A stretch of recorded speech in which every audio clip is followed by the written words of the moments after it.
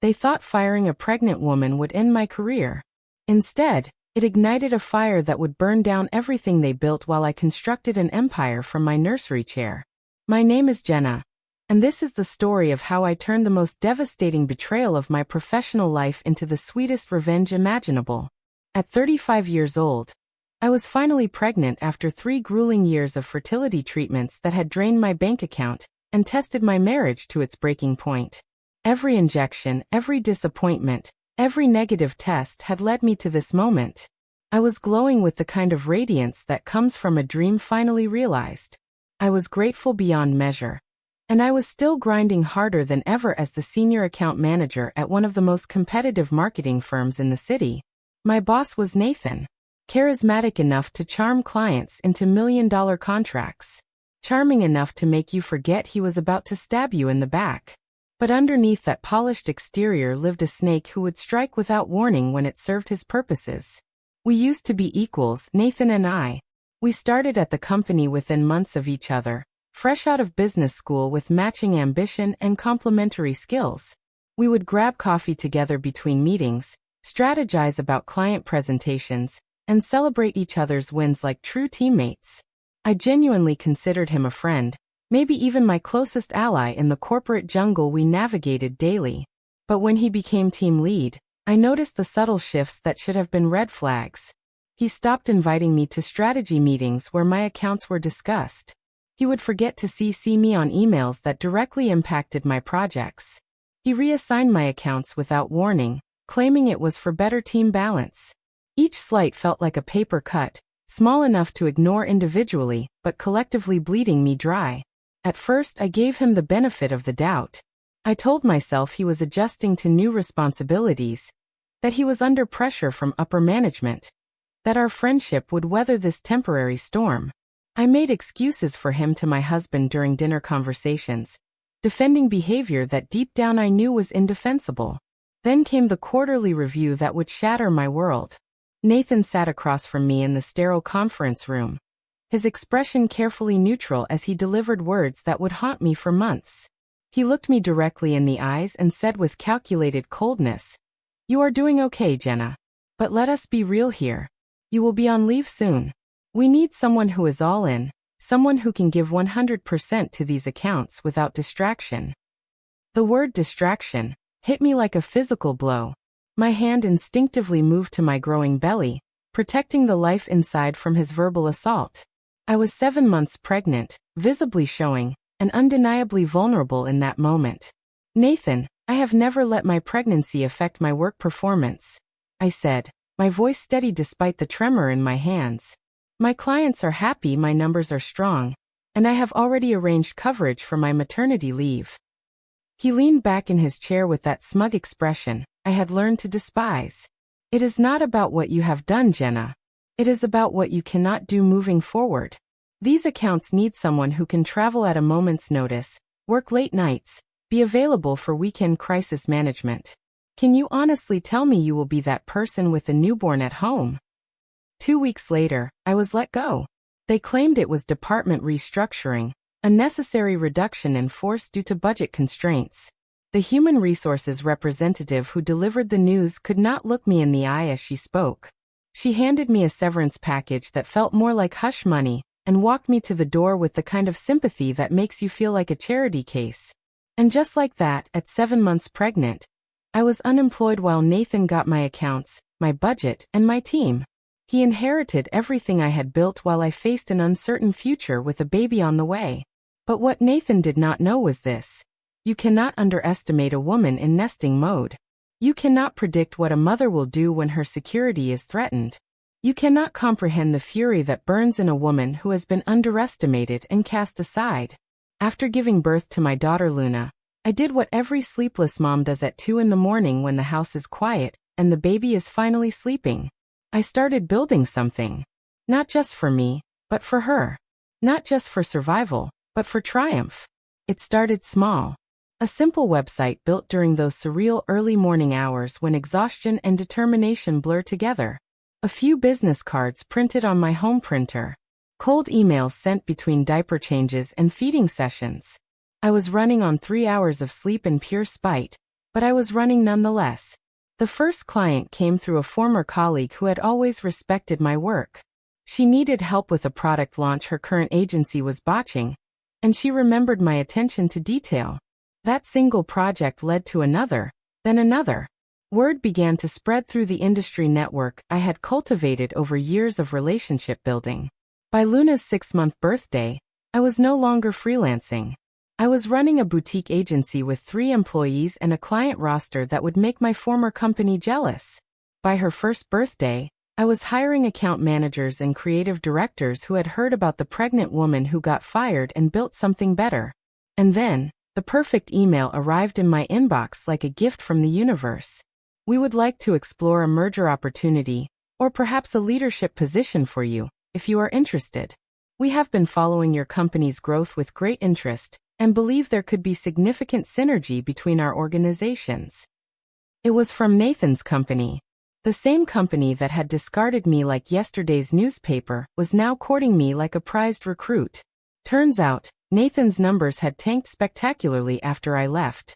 The clients who had loved working with me were not impressed with his leadership style. 3 major accounts had jumped ship within 6 months, taking their million-dollar budgets with them. The board was asking uncomfortable questions about retention rates and client satisfaction scores. But the final cherry on top of this delicious irony? Nathan was going on paternity leave for his second child. The same man who had questioned my ability to balance motherhood and career was about to discover firsthand what that balancing act actually entailed. Guess who they wanted as interim VP of strategy? I walked back into the same office where he had once dismissed me with such casual cruelty. Same team members who had watched me get escorted out were now standing when I entered the conference room. Same floor, same elevator, same coffee machine in the break room. But this time everything was different because I was different. I spent my first week in the role conducting individual meetings with every team member. I listened to their concerns, their ideas, their frustrations with the current structure. I discovered that Nathan's leadership style had created a culture of fear and competition that was destroying morale and creativity. The brilliant analyst Anika, who Nathan had consistently talked over in meetings, had been passed over for promotion 3 times despite her exceptional work. She sat in my office with tears streaming down her face as she told me about the ideas she had pitched that were dismissed, the credit she had not received, the potential she felt was being wasted. "I have been thinking about leaving," she admitted, her voice barely above a whisper. "I love the work, but I do not feel valued here anymore." I handed her a tissue and leaned forward in my chair. "Anika, I have been reviewing your portfolio, and your work is exceptional. I want to offer you the promotion to senior analyst that you should have received months ago, along with a salary increase and your own team to manage." She cried in my office. I cried with her. We cried together for all the women who had been overlooked, undervalued, and underestimated in corporate environments that claimed to support diversity while practicing discrimination.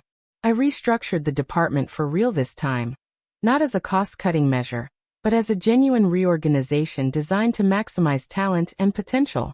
I created mentorship programs, implemented flexible work arrangements, and established clear paths for advancement based on merit rather than politics. 2 weeks later, Nathan returned from his paternity leave to find a transformed workplace. His old office had been converted into a collaborative workspace. His new office was smaller, with a smaller desk and a view of the parking lot instead of the city skyline. He had to apply to stay on as a consultant. The man who had once held my professional fate in his hands now needed my approval to keep his job.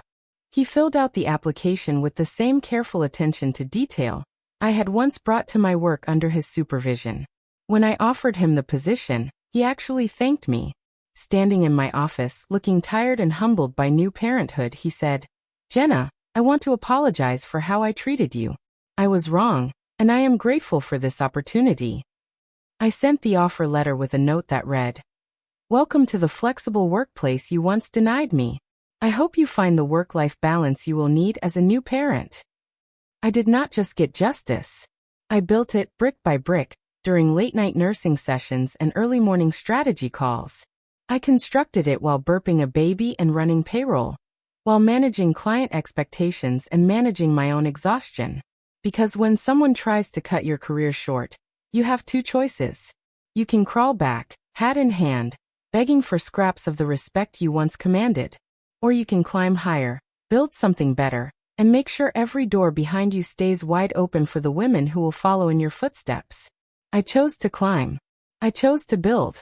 I chose to prove that underestimating a determined woman is the most expensive mistake a company can make. The agency I built from my kitchen table now occupies 2 floors of a downtown high-rise.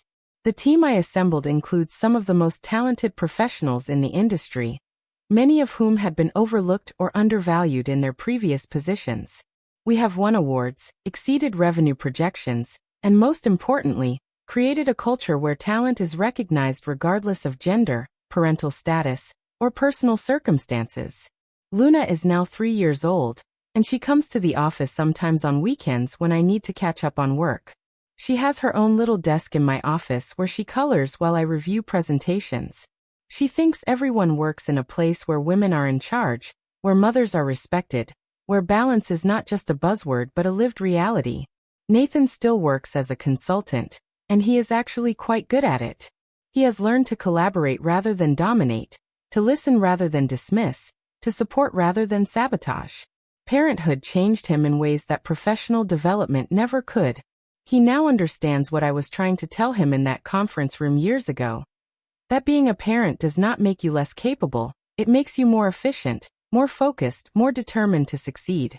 Anika now runs her own division, and has been promoted twice since I gave her that first opportunity. She speaks at industry conferences about workplace equality, and serves as a mentor to young women entering the field.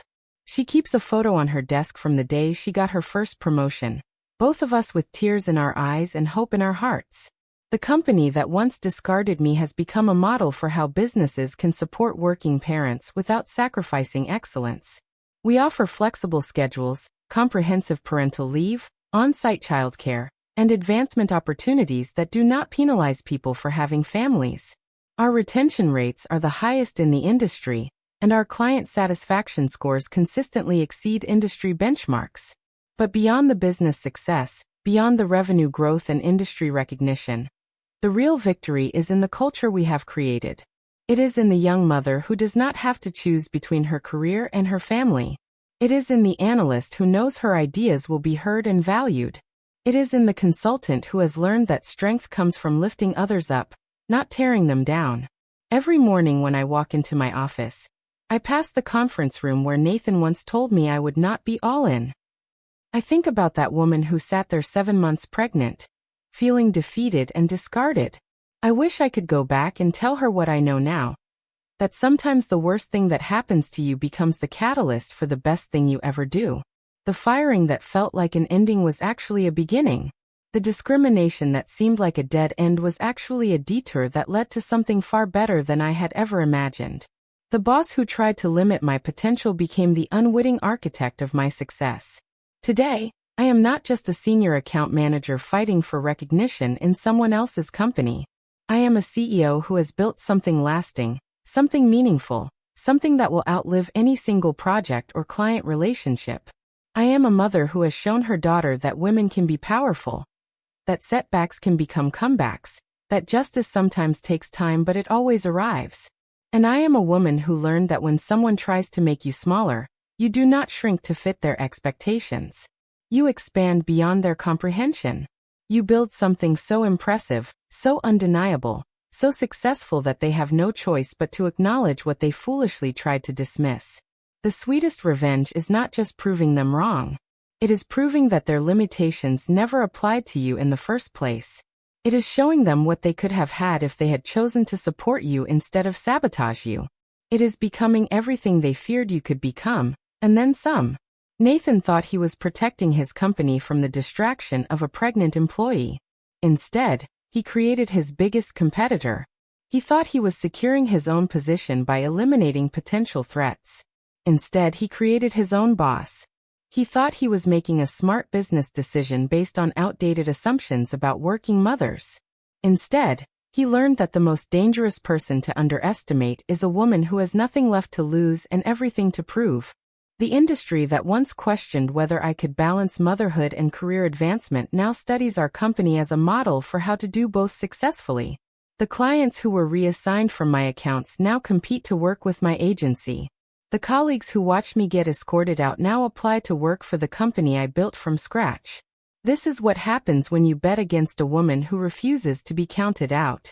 This is what happens when you mistake pregnancy for weakness instead of recognizing it as strength. This is what happens when you try to close doors that were meant to be opened, when you try to build walls that were meant to be bridges. I did not just get my job back. I got something better. I got my power back. I got my voice back. I got my future back.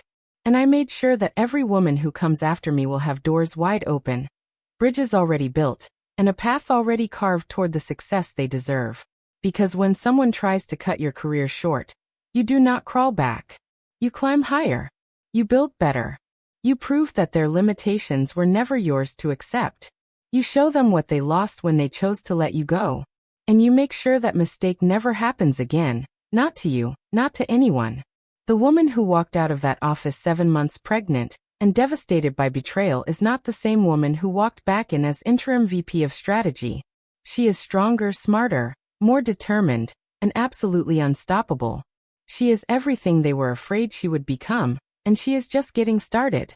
This is my story. This is my victory. This is my proof that sometimes the best revenge is not just success, but the kind of success that changes everything for everyone who comes after you. And to everyone watching this story, remember, they can fire you, but they cannot fire your potential. They can dismiss you, but they cannot dismiss your worth. They can underestimate you, but they cannot stop you from proving them wrong in the most spectacular way possible. Your career is not in their hands. Your future is not their decision. Your success is not their permission to grant. It is yours to build, yours to claim, yours to use as a ladder for the next woman who needs to climb. So do not just get even. Get everything. Get the life you deserve, the recognition you have earned, and the power you were always meant to wield. And when you do, make sure every door behind you stays wide open for the women who will follow in your footsteps. Because that is not just revenge. That is revolution. If this story inspired you to never give up on your dreams despite workplace discrimination, please subscribe to our channel for more stories of triumph over adversity. Hit that notification bell to be the first to hear about women who turned their biggest setbacks into their greatest comebacks. Your subscription helps us share these powerful stories with others who need to hear them. Together, we can create a world where every woman's potential is recognized, respected, and rewarded.